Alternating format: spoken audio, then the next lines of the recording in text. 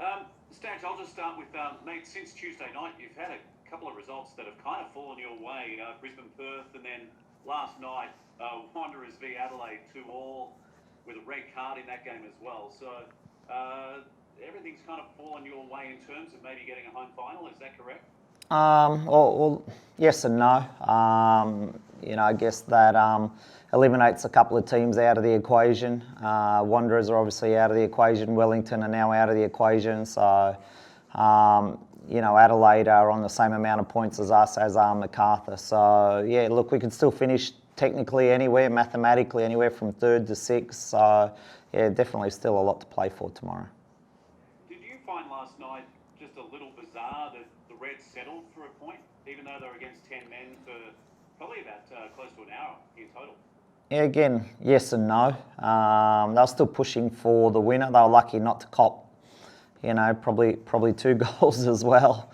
That Much one right at the end was a little bit of a dolly for Wanderers. That they were probably unlucky not to score, and Aquilina hit the post as well. But yeah, they were pushing for the winner. They did well in different parts, and DeRigo had 4 or 5 shots blocked that could have also went in. But ultimately they were playing for survival and 1 point ensured survival. So it's a little bit of a pragmatic approach, and given that they could have conceded and lost, and if Wellington then win today, they'd be out. I can see their point of view. Well, I know you're going to say that you're just concentrating on your own team, but you'll be hoping Phoenix can do a job tonight as well?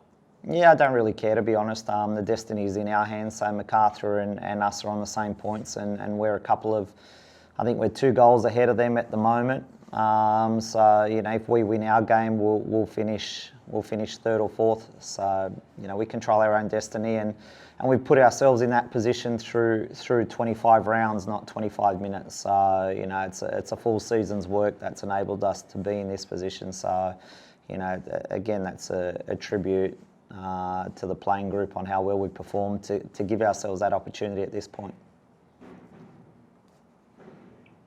Staj, Tuesday night, I know you said it was just a hiccup. Mate, have you done, it was just such an uncharacteristic performance. How's the week been since then?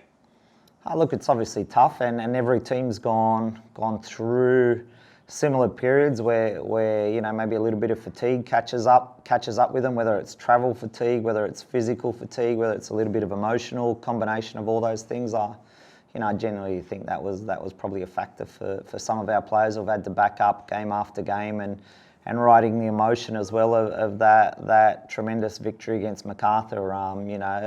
We just looked at, as I said the other night, that 1 or 2% off the pace, and that's enough in the A-League to be to put yourself in a vulnerable position, and that's what we did. So.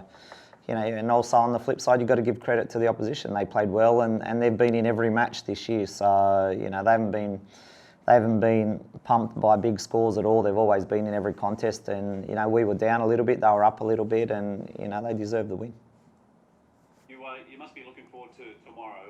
A team that I think one of the best wins of the year was the 3-2 result. Alo scored the double that night, and then you went down to 1-0 with Connor Payne scoring a goal. But a small but vocal crowd Tuesday, tomorrow afternoon at 5. I guess you're hoping the house is rocking to celebrate the achievements of this team.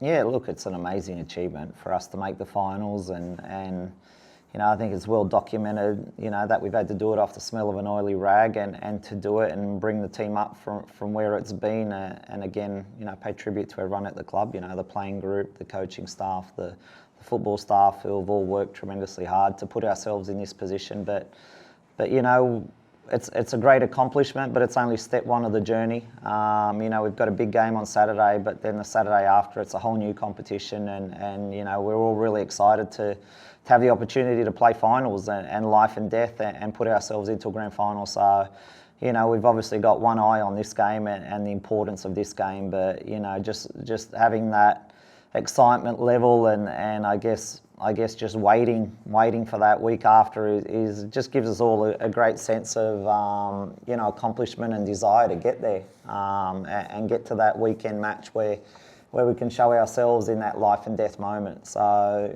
it's just a great moment for the team, and it's it's really a celebration we should have, but we can't rest on our laurels. It's just part one of the journey and the big parts to come. You know, we really want to get into the grand final, and we've shown we can compete against all those teams in the finals. You know, we've got a pretty good record against most of them. So, you know, come finals time, I think it's up for grabs for anyone, to be honest. I think anyone in the top 6 can win the competition this year. I don't want to hog this whole interview. Has anyone else got a question? Yeah, we'll ask about Danny. Where's Danny at? We're still not sure, so we'll see how he goes at training today. Yeah, we're still not sure. We'll see how he goes at training. I just wanted to say, I mean, congrats for reaching the finals from obviously from the Central Coast newspapers. I mean, we've been following obviously the Mariners for many years and as partners, and it's certainly been not easy. I was interested from a personal level, how would you rate this achievement as a coach? Because you had some tough games and some tough years, a tough year, you know, going through, and now to kind of reach the finals, how personally do you rate this achievement? For the club, I rate the achievement, you know, a 9 out of 10. It's an amazing achievement to think of the opposition we've had to beat to get to this point. You know, and when you look at pound for pound what we have to do compared to the others, you know, we really have, and I've said this before, punched above our weight week in, week out. So, as I said, it's a collective effort. It's everyone. We've got an amazing staff. We've got an amazing playing group, and the unity within the whole club is a testament to how well we've performed. So, you know, I think everyone at the club is really proud, and it's no one person, no one player, no one coach that's done it. It's all of us together as a group, and I think that's the strength of this achievement. That's a great question, Ross. So, is this the highlight of your career, Staj?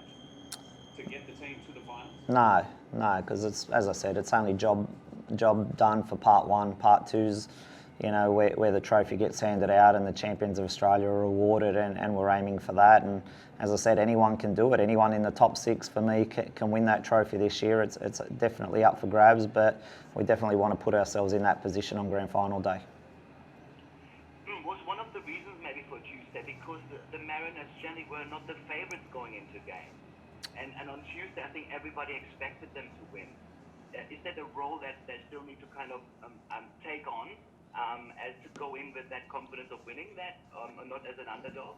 No, I don't think that was a factor, to be honest. I think just the emotion of the game before and the couple of tough games that we had before, Melbourne City and Macarthur, and the fact that we'd played so well and just, you know, almost that little bit of fatigue. And I've seen it in other teams as well. Brisbane and Perth the other day, you know, that looked like a game where 2 teams were both fatigued with travel and matches on heavy pitches and things like that, and travel. You know, you just don't really appreciate that when you're watching a game, but when you're living it day in, day out at training and seeing how the players perform and how much effort goes into each training session and more importantly, how much effort goes into each match, you know, I'm surprised it hasn't happened more to more clubs and see dips in form from different clubs and you know, you have seen it definitely over the last month across the board. You know, you've seen clubs have that little bit of a dip in a match, and you know, I think that was our little dip. But important for us to bounce back, and we've shown this year that we can bounce back every time and show that resilience. You know, after a loss or after a performance that was maybe a little bit subpar, and you know, no doubt we'll get that again this weekend. I'm glad you mentioned about Dan Hall in your post-match on Tuesday night, because a lot of clubs have got a next man up philosophy, and he certainly did that the other night. You must be really proud of his performance. Yeah, look, that's his second game now, and second start, and he started against Sydney and played a little bit against Melbourne City earlier in the year, and you know, he's a young kid who's come through our academy, and he performed really well on the night, but he's got some tough games coming up, and coming up against Diamante is going to be a whole new challenge for him and a great learning experience for him. So, look, I'm really excited for him, to be honest, to come up against some world-class players this weekend if Barisha plays as well. You know, Lockie Wales, the former Central Coast boy, Piraeus, you know, they're a whole new kettle of fish. So it's going to be a great game for him, a great opportunity for him, and you know, I'm sure it's going to be a great learning experience for him, you know, in his development as a footballer. Guys, might just go one or two more if that's all right. Soccer there's a huge passion developing on the Central Coast. It's very well organised on a youth level. How much do you kind of have that on your radar, and And what do you think in terms of like the youth players coming through to the academy, also to the different club levels, the zone levels? So what is your impression of that development status of the Central Coast? Yeah, look, you know, there's you could talk about that question forever, to be honest. You know, the development in Australian football and, you know, more specific to Central Coast, it's a wide-ranging question. So, you know, I don't think we do it any justice talking about it in 10 seconds or 20 seconds. But, you know, obviously we've done a good job with our academy and the amount of young boys that have come through, and really that's the whole point of having, you know, a whole club philosophy and having boys come through our system. But, you know, ultimately for an A-League team, whether they come through your youth system or someone else's, you want to put the best A-League team out. And, you know, at the moment we've got a really good balance of both, of local kids who have come through our academy and players who were born and raised on the coast as well, all filtering into our A-League team, which the club should be proud of. All good. All right, thanks guys. Thank you, guys.